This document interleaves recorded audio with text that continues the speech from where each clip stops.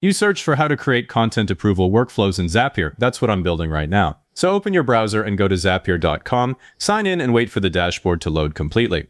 Before you start, make sure your Airtable and Slack accounts are already connected in Zapier. I'm assuming that's done, because you need both.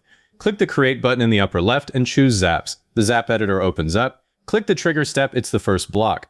Search for Airtable and select it. For the trigger event, pick New Record. That fires when a row is added, not when something gets modified, so it's exactly what you want for content requests. Click Continue. Now select your connected Airtable account. If you have more than one, pick the one with your content base, click Continue, then choose the base that stores your content. I have one called Editorial Calendar. After that, pick the table, Content Approval in my case. Click Continue. Time to test the trigger. Click the Test Trigger button. Zapier pulls in a recent record. It might take a moment. When it does, you'll see sample fields on screen: content title, content type, author, reviewer, due date, approval status, and notes. Scan that list. If a field is missing, it's probably empty in Airtable or you selected the wrong table. If Zapier can't find a sample record at all, add a new content request to your Airtable now and test again. That's a hiccup I run into all the time. Once everything looks right, click Continue with selected record. Now you add the Slack action. Click the plus button below your trigger. Search for Slack and select it. For the action event, choose Send Channel Message. Click Continue. Pick your connected Slack workspace, then choose the channel where approval requests should land. I'm using #content-approvals. A dedicated channel keeps these out of general chat. Now build the message. In the message field, you'll compose exactly what reviewers see. I start with an emoji and a headline, new content ready for review. Then I list the details. Use the Insert Data drop-down to map each Airtable field. I write title: the content title field, content type: that field, author: that field, and so on through reviewer, due date, approval status, and notes. At the bottom, add please review and approve this content.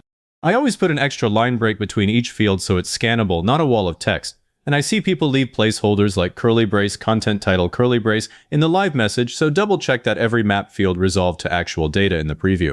Click Continue when you're set. Test the action. Click Test Step. Zapier sends a message to Slack. While that runs, open your Slack workspace and find the channel. The notification should appear with all the content details filled in and the formatting clean. If a field name shows instead of the content, go back and fix the mapping. Test again until it reads perfectly. Almost done. Before you publish, review everything. Your trigger step is Airtable New Record. The action is Slack Send Channel Message. The right base and table are selected, the Slack channel is correct, and the test message arrived. I've published Zaps straight into the wrong channel enough times that I never skip this. Give your Zap a clear name. I'm calling mine Content Approval Workflow. Click Publish. It's live. Now do a final end-to-end test. Go to Airtable and add a new content request manually. Fill in the title, type, author, reviewer, due date, status, and notes. A real submission. Wait a minute for Zapier to process it, then open Slack. You should see a fresh approval request in the channel. Check that all the info is accurate. If it's perfect, you're done. Before you go, a few things that'll save you later. First, head to Zap History. It's in the left sidebar. Click it and you'll see a log of every time this Zap fires. If a trigger fails or an action errors out, you'll spot it here. I check this weekly to make sure nothing slips through.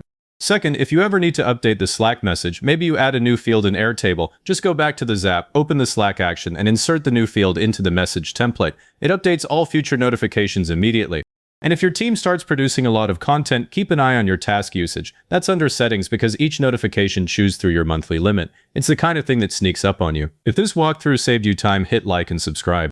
And leave a comment saying it was helpful. Comments are what push this to other people looking for the same thing.